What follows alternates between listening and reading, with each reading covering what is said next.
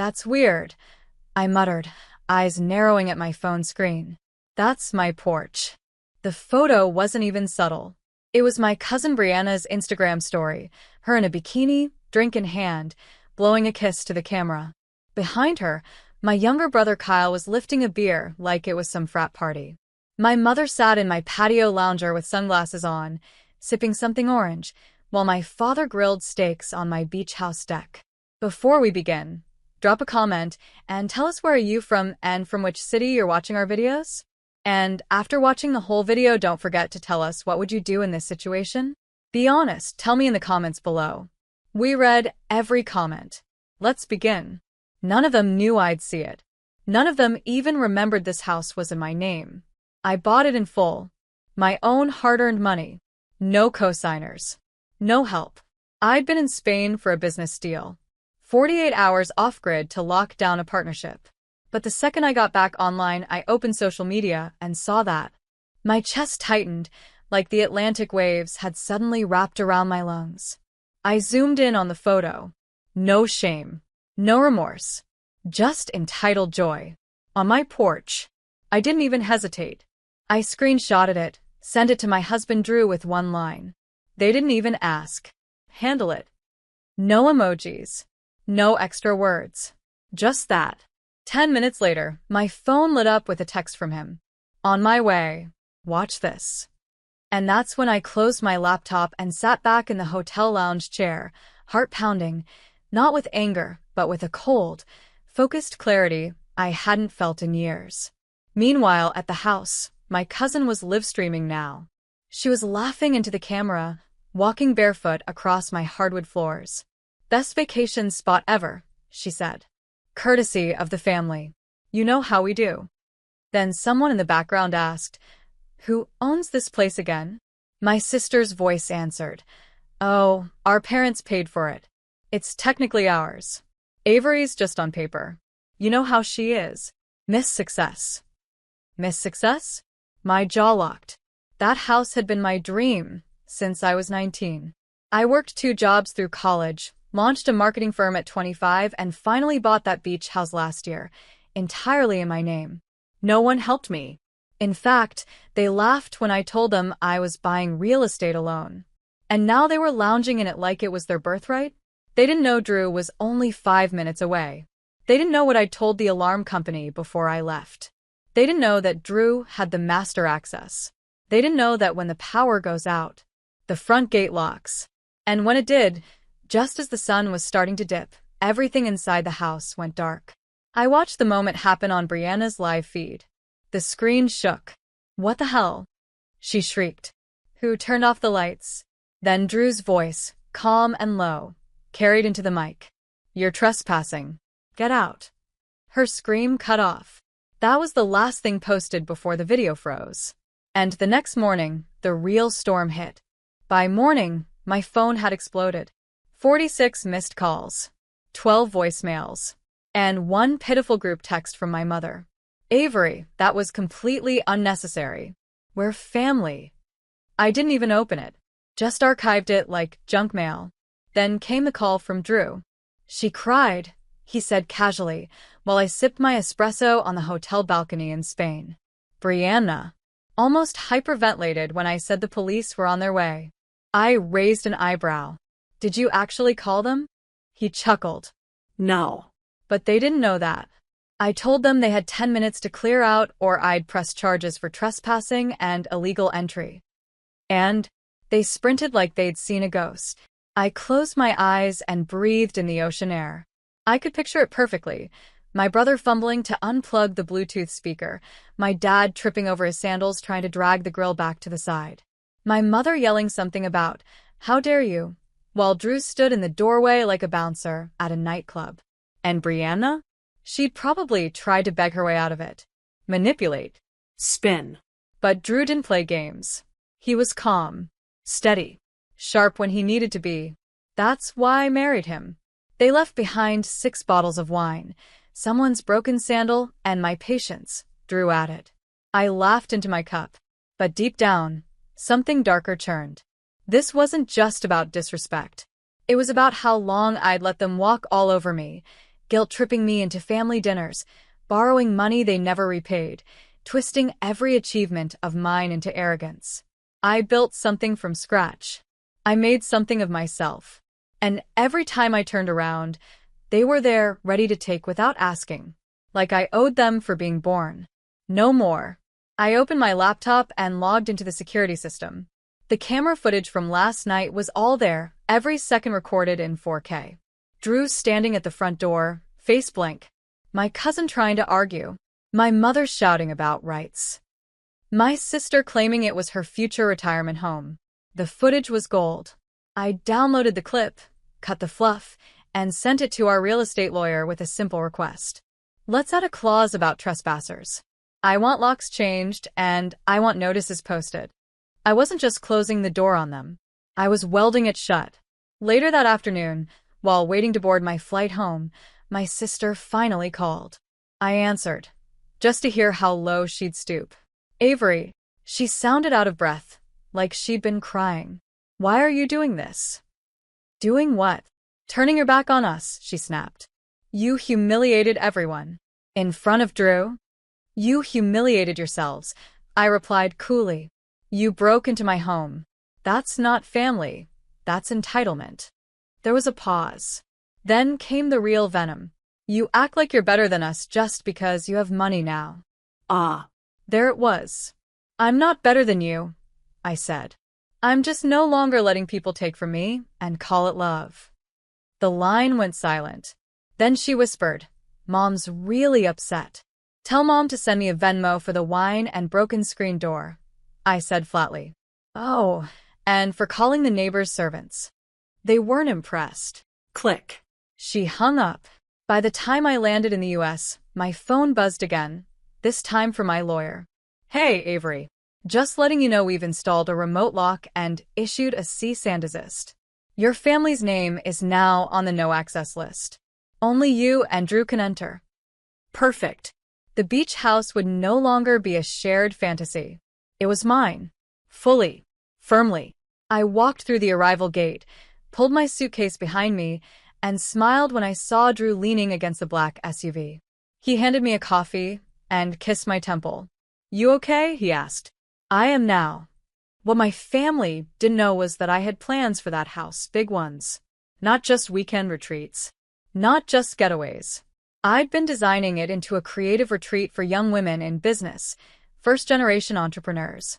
Girls like me who were never handed anything, who worked for every damn brick. And now, that house had a purpose. No more fake smiles on the patio. No more uninvited guests. No more rewriting history about who built what. I would repaint the porch, change the cushions, burn the stained towels they left behind. Then I'd host my first mentorship weekend and lock the gate tight. Not to keep people out, but to protect the woman I had become. 2 weeks later, I was sitting cross-legged on the newly power-washed deck of my beach house, sipping cold peach tea, when a familiar black sedan crawled up the driveway. I didn't move. Didn't flinch. I just waited. The engine cut. The doors opened. And there they were, my mother, my father, and Kyle, all three standing in the heat like it owed them something. No text. No heads up. No respect. Just showed up. I watched as they approached the gate. The new steel one. With a keypad they didn't have the code to. My mother, in full drama mode, leaned in and buzzed the intercom. Avery, open this gate right now. I didn't even get up. I hit the button from my phone. No. Her face twisted. Excuse me? You showed up uninvited. I'm not opening the door. Kyle stepped forward. Come on, Avenue. You're being extreme. Oh, so now it's Ave? I said into the mic, calm and ice cold. Last I heard, I was just the legal owner on paper. They all went silent. Then Dad, the master of fake concern, tried his bit. We just want to talk. Can't we come inside for 5 minutes? Sure, I said, standing. Just show me the deed where your names are listed. Their faces dropped. You want to talk? I continued, walking toward the camera so they could see me through the lens. Then talk through the gate. My mother pressed her lips tight, Fake tears starting. Avery, we're family. Don't do this. Your sister's pregnant. I didn't realize that was the price of admission. We made one mistake, she cried. I almost laughed. One? You didn't make a mistake. You made a choice. You took. Without asking. And when I caught you, you tried to make me feel guilty about it. Dad's voice dropped. We didn't think it would hurt you. It didn't hurt me, I said sharply. It exposed you. Their eyes shifted. I watched them squirm. 3 adults who used to hold all the power, now standing in the sun like clueless strangers. You've always made me feel small, I said, the words finally flowing after years. Whenever I succeeded, you rolled your eyes. Whenever I failed, you said, we knew it. And now that I've made something of myself, you act like it belongs to you. We were proud of you, Kyle protested. You were envious. There's a difference. Silence. No one dared speak. I leaned closer to the mic. This house isn't just wood and paint. It's proof. Proof that I climbed out of what you tried to keep me in. And now, you don't get to decorate it with your lies. My mother's voice cracked. So that's it? We're just not allowed anymore. That's exactly it, I replied. You're not welcome. Not until you understand that being related to me doesn't mean owning me. She grabbed Kyle's arm and stormed back toward the car. Dad lingered for a second longer. I used to think you'd come back one day, he said quietly. Come to your senses. Realize we're family. I nodded once. I came to my senses the moment I saw your shoes on my doormat without permission. He blinked, then turned and walked off without another word. That night, I lit candles in the living room. The air was still, but inside me, a storm had cleared. I wasn't angry anymore. Just done. Done begging. Done explaining. Done shrinking to make them comfortable. The beach house no longer carried their fingerprints. It carried mine, every inch built with late nights, early mornings, and a version of me they never bothered to understand. Drew walked in, saw me sitting on the floor, and joined me. How'd it go? He asked softly. They came. They whined. They left. He raised his glass. To boundaries. I tapped mine to his. To peace. The next morning, I found a handwritten letter slid under the gate. It was from my cousin Brianna. A shaky apology. Lines about how she didn't know the house was mine. How she thought it was a shared family asset. How she didn't mean to cause drama. I folded it up and set it in the drawer. Maybe someday I'd respond. But not today. Not when I finally had my peace, my home, and my power back. And this time, no one was walking through that door unless I said so.